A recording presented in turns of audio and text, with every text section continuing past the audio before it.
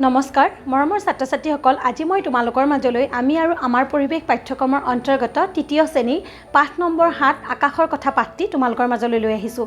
এটি সৰু TLMৰ জৰিয়তে মই তোমালোকক পাঠটিত থকা সৌৰজগতৰ বিষয়ে আজি কিছু কথা ক'ম। সৌৰজগতৰ বিষয়ে কিছু কথা জনাৰ আগতে গ্ৰহ আৰু নক্ষত্ৰনো কি তাৰ বিষয়ে জানি লওঁ আহা। গ্ৰহ আকাশত স্থিৰ হৈ জিলিকি থকাবোৰেই হৈছে গ্ৰহ। গ্ৰহবিলাকৰ নিজৰ তাপ আৰু পোহৰ নাই। গ্ৰহে সূৰ্যৰ পৰা তাপ আৰু পোহৰ পায়। আমি বাস কৰা পৃথিৱীও এটা গ্ৰহ। যিবোৰ জ্যোতিষ্কৰ নিজা তাপ আৰু পোহৰ আছে সেইবোৰে হৈছে নক্ষত্ৰ যেনে সূৰ্য তৰা। পৃথিৱীকে ধৰি মুঠ 8টা গ্ৰহে সূৰ্যৰ চাৰিওফালে নিৰ্দিষ্ট গতিপথেৰে ঘূৰি থাকে। এই গতিপথকে কক্ষপথ বুলি কোৱা হয়। সূৰ্য আৰু এই গ্ৰহকেইটাক লৈ সৌৰজগত গঠিত হৈছে। সৌৰজগতৰ 8টা গ্ৰহৰ প্ৰতিটোৰে আকাৰ বেলেগ বেলেগ। ছাত্ৰ-ছাত্ৰীসকল এতিয়া তোমালোকে মই দেখুওৱা TLM খনলৈ লক্ষ্য কৰা। ইয়াত সূৰ্যক কেন্দ্ৰ কৰি প্ৰত্যেকটো গ্ৰহে নিজ নিজ কক্ষপথত ঘূৰি আছে। সূৰ্যৰ একেবাৰে ওচৰত থকা গ্ৰহটো হৈছে বুধ আৰু এই গ্ৰহটো আটাইতকৈ সৰু গ্ৰহ।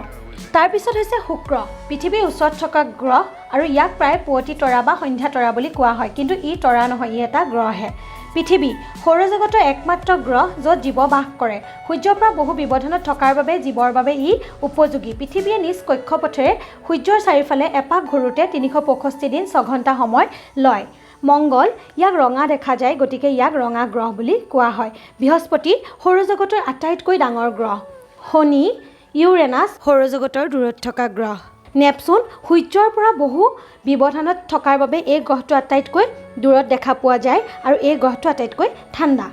1609 চনত ইটালীৰ গেলিলিওৱে দূৰবীক্ষণ যন্ত্ৰ সাজি উলিয়াইছিল, যাৰ দ্বাৰা গ্ৰহ আৰু নক্ষত্ৰসমূহ দেখি পোৱা গৈছিল। পৰৱৰ্তী সময়ত ছাৰ আইজাক নিউটনে ইয়াতকৈও বেছি শক্তিশালী এটি দূৰবীক্ষণ যন্ত্ৰ সাজি উলিয়ায়, যাৰ দ্বাৰা গ্ৰহ আৰু নক্ষত্ৰসমূহক ভালদৰে নিৰীক্ষণ কৰিব পৰা হৈছিল।